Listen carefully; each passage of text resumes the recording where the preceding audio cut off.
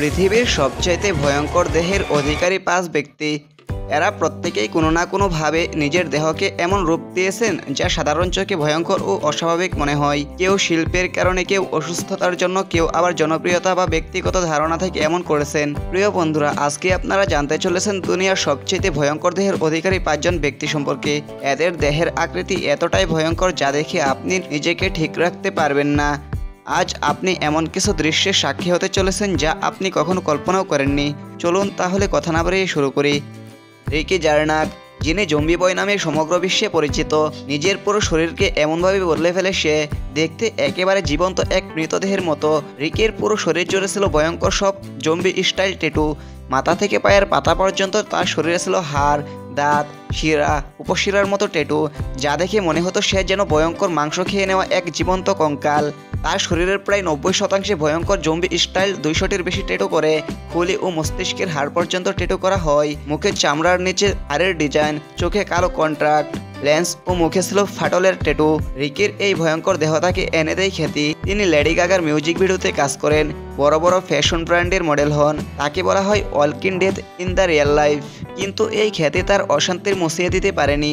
2018 সালে মাত্র 32 বছর বয়সে রিকি আত্মহত্যা করেন। তার মৃত্যু ছিল হঠাৎ এবং মর্মান্তিক। রিকের দেহ ছিল খুবই ভয়ঙ্কর, কিন্তু সেই দেহের আড়ালে ছিল একটি বেদনা ভরা জীবন। আজও তার ছবি দেখলে মানুষ শিউরে ওঠে, বিস্ময়ে তাকিয়ে থাকে, কারণ সে ছিল জীবন্ত এক কঙ্কাল, এক ভয়ঙ্কর শিল্প।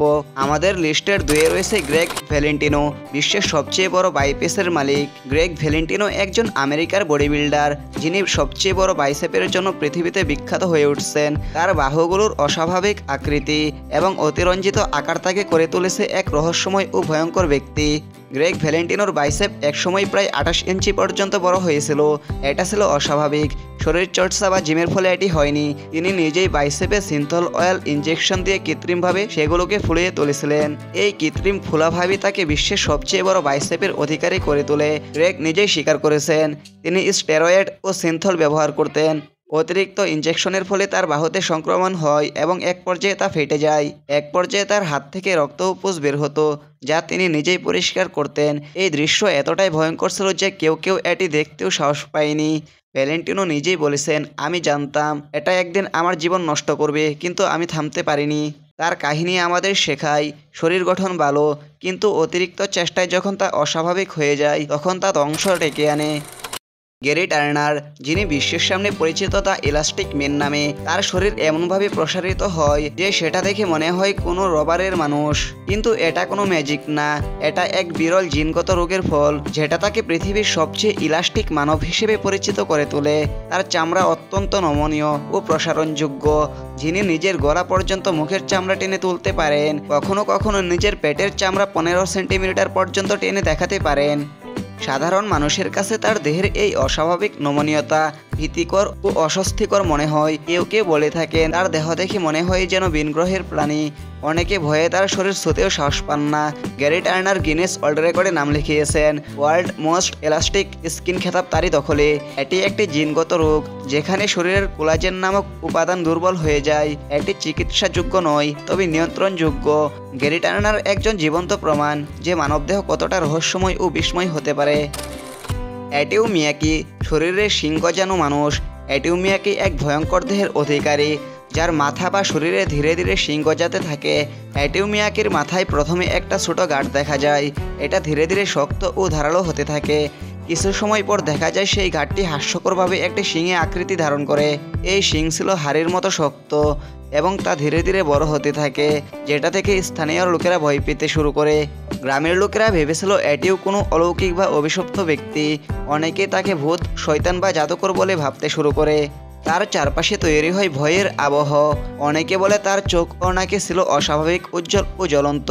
কিছু লোক বিশ্বাস করে অ্যাটিউ মিয়াকি জাদুটোনা বা অভিশাপের শিকার হয়েছিলেন। আবার কেউ কেউ মনে করেন তিনি ছিলেন অতিপ্রাকৃত ক্ষমতার অধিকারী।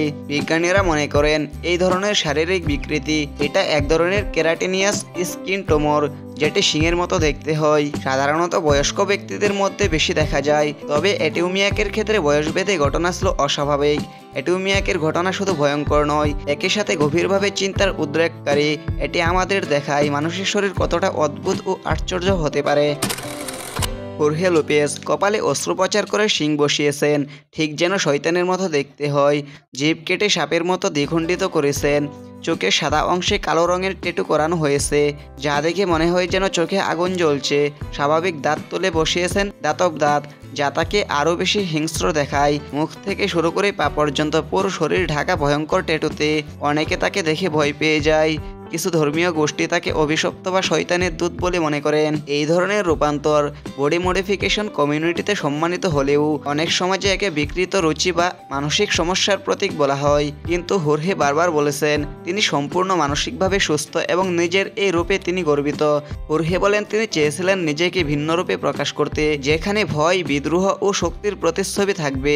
নিজের শরীরকে ব্যবহার করেছেন এক ধরনের ক্যানভাস হিসেবে। তার দেহ আজ শুধুই একটি দেহ নয়, বরং এক জীবন্ত শিল্পকর্ম। প্রিয় বন্ধুরা, আমাদের ভিডিওটি ভালো লাগলে লাইক কমেন্ট করতে ভুলবেন না এবং পরবর্তী এমন তথ্যবহুল ভিডিও পেতে আমাদের চ্যানেলটিকে সাবস্ক্রাইব করে দিন।